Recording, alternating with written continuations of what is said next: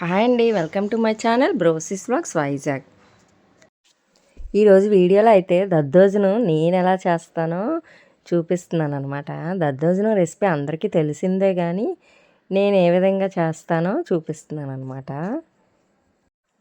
First అయితే మేము అన్నం వార్చుకుంటాము. అన్నం అయితే వండేసుకున్నాను. తర్వాత అయితే 1/2 లీటర్ పెరుగు తీసుకున్నాను. పెరుగు తీసుకొని సాల్ట్ వేసేసుకొని రుద్దుకున్నాను అనమాట. 2 గ్లాసెస్ టీ గ్లాసెస్తోని వాటర్ అయితే వేసుకున్నాను. మరీ ఎక్కువ వేస్తే బాగోదన్నమాట, టేస్ట్ ఉండదు. 100 ml ఉంటాయి. 100 ml వాటర్ వేసుకొని ఫస్ట్ అయితే రుద్దుకున్నాను అనమాట. పెరుగు ముక్కలుగా ఉంటుంది కదా, అదంతా మజ్జిగలాగా చిక్కగా రుద్దుకున్నాను అనమాట. రుద్దుకున్న తర్వాత అయితే పోపు కోసం రెడీ చేసుకున్నాను. దద్దోజనం ప్రసాదం కూడా బాగుంటుంది కదా, ప్రసాదం కింద కూడా చేసుకోవచ్చు. చాలా ఈజీగా కూడా చేసుకోవచ్చు. మీలో ఎంతమంది ప్రసాదంగా కానీ తినడానికి కానీ దద్దోజనం చేసుకుంటారో కామెంట్ సెక్షన్లో కామెంట్ చేయండి.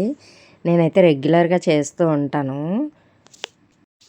ఎందుకంటే మార్నింగ్ బ్రేక్ఫాస్ట్కి పెరుగన్నం తినే అలవాటు ఉన్న వాళ్ళు ఎక్కువ చేసుకుంటారని నేను అనుకుంటున్నాను.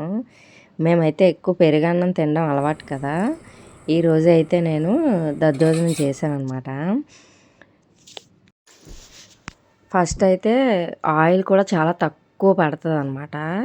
కళాయి వేడి చేసుకొని అందులో కొంచెం ఆయిల్ వేసుకున్నాను. తర్వాత అయితే పోపులు వేసుకున్నాను. శనగపప్పు తినరనమాట, మరి అన్నిటిలో వెయ్యను నేను.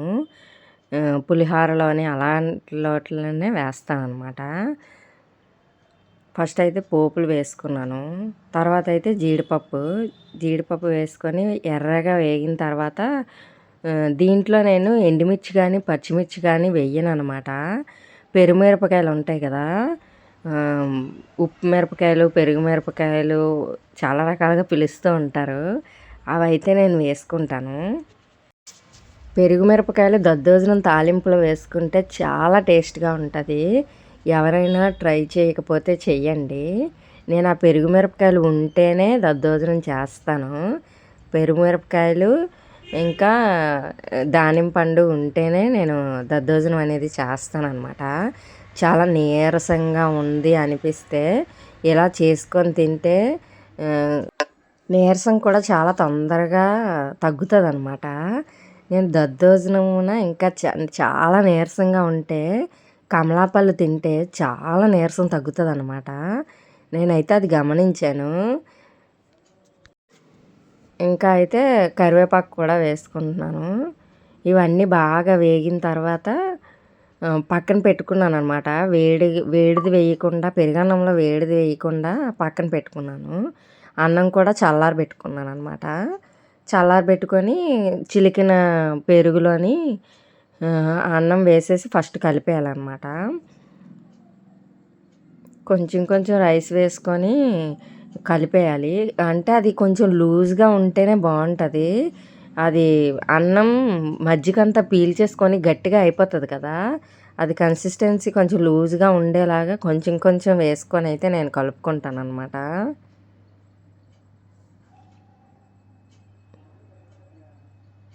పోమోగ్రానైట్స్ అంటే దానిమ్మ పండు, ఊరమిరపకాయలు అవన్నీ వేస్తే కారానికి కారంగా ఉంటుంది, పెరుగు వల్ల కమ్మగా ఉంటుంది, దానిమ్మ పండు వల్ల హెల్తీగా ఉంటుంది అనమాట.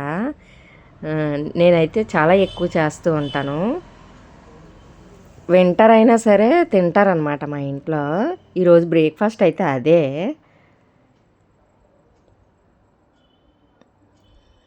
చాలా టేస్టీగా ఉంటుంది, నీరసం కూడా చాలా తగ్గుతుంది అనమాట.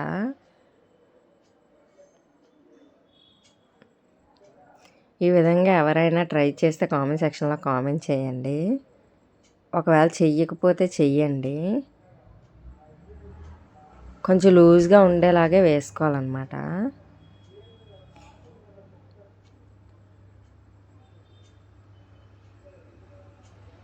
రైస్ అంతా వేసుకొని కలిపేసుకున్నాను.